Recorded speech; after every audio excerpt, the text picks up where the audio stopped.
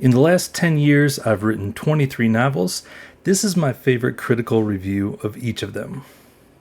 Hello book people, P.T. Hylton here. I'm kind of doing this to celebrate the 10th anniversary of my first book, Regulation 19, just a couple weeks ago.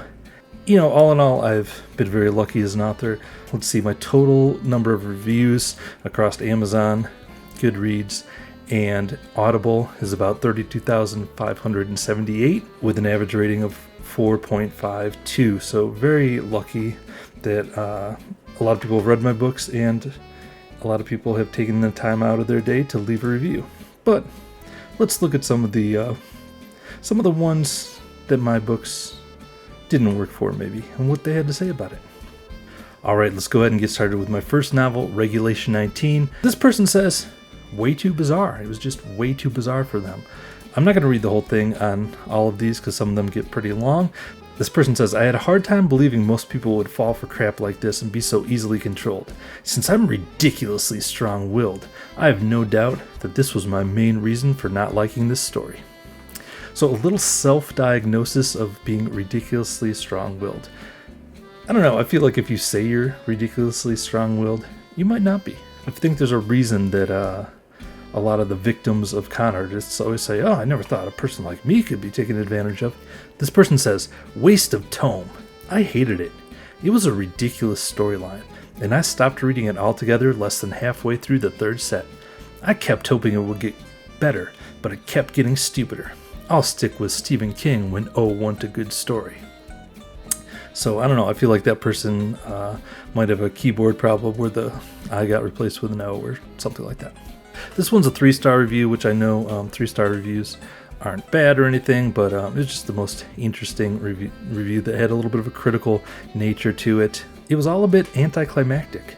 Every question you ever had about the tools in Zed are answered, yet there's something missing. It's a big battle to save the world, but there's just something not quite as riveting about this book.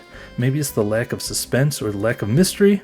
There are so many explanations, no stone is left unturned, and sadly the mystery of it all was what I loved so much in the beginning. As an author, the reviews that actually do sting a little bit are the ones that feel true. I think with this book, there were so many crazy things going on with the story, so many storylines, so many weird occurrences that I wanted to explain it. I worked really hard to tie up all those loose ends, and I was really proud of myself when I found a good way to do that. That maybe I didn't, make it as dramatic or as interesting as it could have been. That's what this person thinks, and I think they might have a point. The Zane Halloway Omnibus is a collection of 6 novellas, fantasy novellas. I'm really proud of it.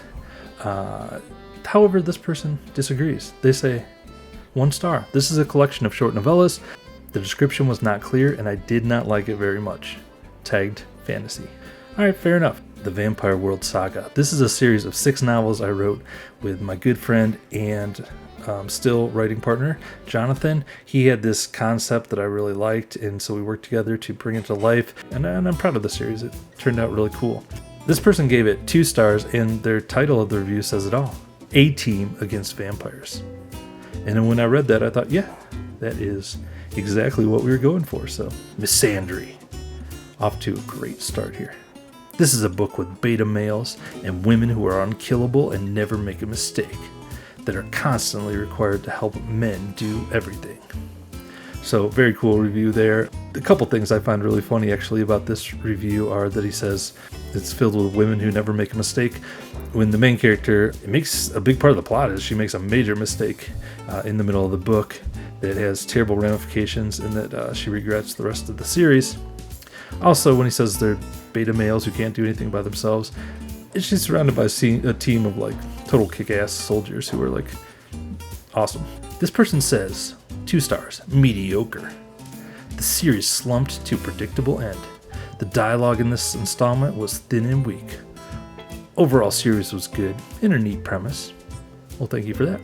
That must be what got me to 2 stars here. He says it's a predictable end, but this is not the end, so there's 3 more books, so I guess it wasn't so predictable after all, now was it? 3 stars, again, not a terrible review. You also find that as series go on, the average rating tends to go up because folks who didn't like the previous books tend to drop off and not continue on. This whole book could have been solved by a frank discussion and explaining that something could have gone wrong and they need to check it. Not, it needs to be destroyed because it could be suspicious. I always find that criticism a little bit lacking, because how many times in life, do we have situations and relationships and stuff that if we had a really frank discussion with the person, we could probably resolve a lot of our stuff, but that's just not the way humanity works. So, I think it's okay for art to represent that as well. Hey, it's the same person who left that last review. They've downgraded now to 2 stars. Meh. This felt like it was a forced continuation and was written for the sake of having a next book after the success of the first 3 books. I mean, yes, we did want to continue writing it because the first 3 books were fairly successful, and we wanted to keep telling the story. We loved being in this world. I will say, anytime there's something like meh, that does sting a little bit. Like, I much prefer the people who are like, I hate this, to the people who are like, it's okay. The headline of this review, really, I feel like it's reading my internal monologue anytime I write a book. Could be much better. That's always what my nagging doubts are telling me. This could be much better. If only you were better, PT. Alright, so Storms of Magic is a series that takes place in the Cthulhu universe. It's a future fantasy kind of series that takes place in kind of a Viking type land, where they have magic users who can control the weather that guide their ships. Sometimes the reviewers on Goodreads just like to wax poetic and write really long reviews, and I love it. The author is a great writer. Yes, I know, weird intro for a 1-star review. Hear me out. I loathed the inevitable love interest from the moment he opened his mouth. I think that denotes skill.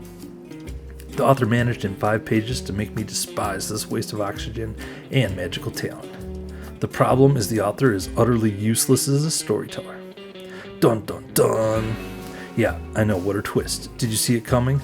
Then you don't need to read this badly transcribed Harry Potter, Mary Sue fanfiction. So there you go. I'm not going to go on. It goes on for a while about how terrible I am. 2 stars. I gave the first book in this series 4 stars. I'm giving this book only 2, and I was actually thinking about giving it 1 star. You could have given it 1. It would have been fine. There's one problem with this book. There's no challenge to overcome for the main characters. Book 3 in the series didn't really have any interesting negative reviews. That's the title of this video is a lie. I did not include one from that. A short series that could have been better. Well, to your review, I say a short review that could have been better. My good friend Justin, who had previously written a very successful series in this world, offered me the chance to write with him on kind of a follow-up series. We wrote alternating POVs with him writing the Valerie parts, and then I had a new character that I brought in to be the other POV, who was kind of a alien tough guy. The first series was a fun read. This one did not quite make it. Not much else I can say about it. So yeah, I didn't take that personally at all when some of the reviews pointed out how this series was worse, and the main difference was that I was involved. Next book in the series, Death Defied. This person says, another so-so book in the Cthulhu universe. Book 3 in the series was Prime Enforcer, and I actually like this one. 3 stars. Okay for a day's reading. I'm going to read that again because my dog jumped off the bed. Okay for a day's reading. From now on, any Andrew Lee book ending in finis instead of the end loses 2 stars. Not a bad book if you're into this series. It's as good as any of them. Alright, now I do take that as high praise. It's as good as any of them. That means it's tied for the best.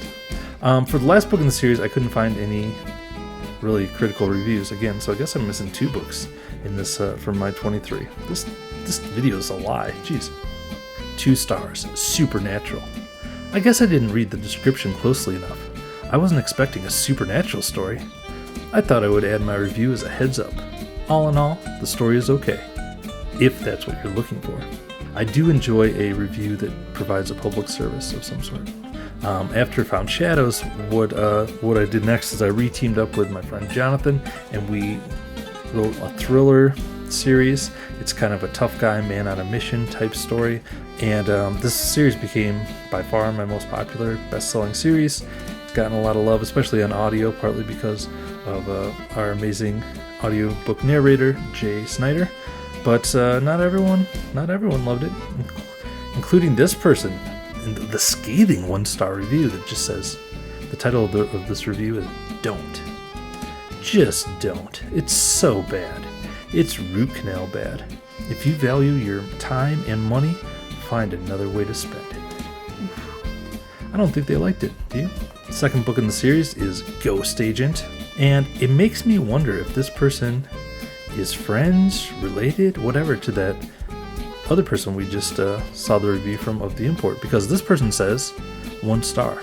It strikes me as unimaginable that this received a 4.5 plus rating. Absurdly and ridiculously bad. Just don't. There's that don't again. To this reviewer, I will say, if it makes you feel better, I believe the rating now on this is 4.48, so it no longer has a 4.5 plus rating. 2 more books to go, and the third one in that Riker series is called Long Way Home. It's so predictable.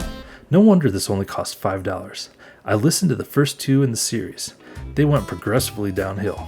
This wasn't even worth the $5. And I really appreciate the way they spell bucks. B-U-X. I've not seen that before. What are they doing with all that time that they saved by saving those 2 letters? I mean, that is efficiency right there, my friend. The final book in the series and the final book in our journey is Relentless Pursuit. This book, for context here, is about the bad guy in this is named Charles Fraction. He's like Matthew Riker's arch enemy that's been kind of hinted at in the previous 3 books, and he finally comes face to face with him here and has a big epic showdown with him. But I like what this person says. He says, okay, could have been better. Just okay. Not great, not terrible. It seems to be put together with bits and pieces rather than well thought out. Didn't care for all the flashbacks. They seem to break up the tempo of the book rather than adding to it. Most seem to be there to remind us that Fraction was a bad dude. I think that was a point of which we were already aware. That's one of those where like, okay, you got me there. So that is my favorite critical review for each of my books, almost each of my books. But I just want to give a big thank you to everyone who's read any of my books, taking the time to rate or review them, or even just watching this video, writing these books.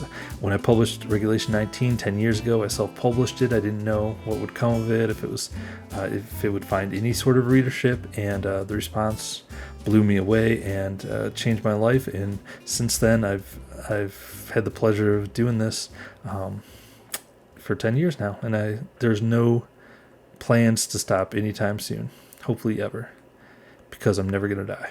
That's going to do it for me. Thanks so much for watching, and we'll talk to you next time.